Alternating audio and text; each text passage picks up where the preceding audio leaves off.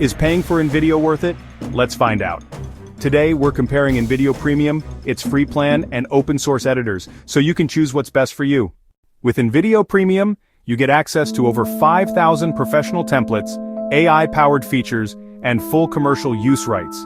The AI script-to-video tool lets you turn your ideas into polished videos in just a few clicks. No editing experience needed.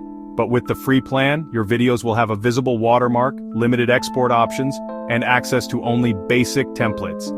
Exporting is also restricted. Lower resolution, monthly export caps, and premium features are locked unless you upgrade. Open source editors like Shotcut or Kdenlive give you unlimited exports, no watermarks, and full creative control, completely free. You'll find pro-level color correction, multi-track editing, and a community-driven platform that's always free to use. Here's a side-by-side breakdown. Pricing, templates, AI tools, watermarks, export quality, and learning curve for each option.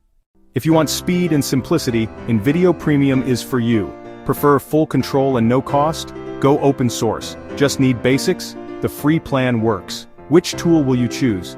Let us know in the comments, and don't forget to subscribe for more video creation tips.